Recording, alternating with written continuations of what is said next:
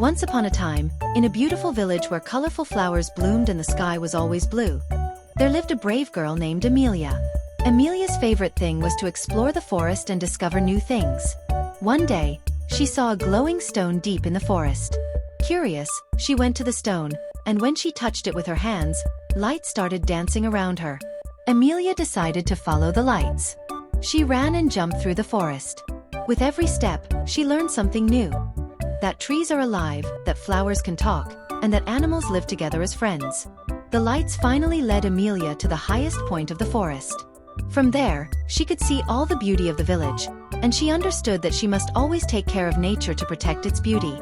As Emilia walked home, she felt a warm feeling in her heart, knowing how important it is to love and protect nature.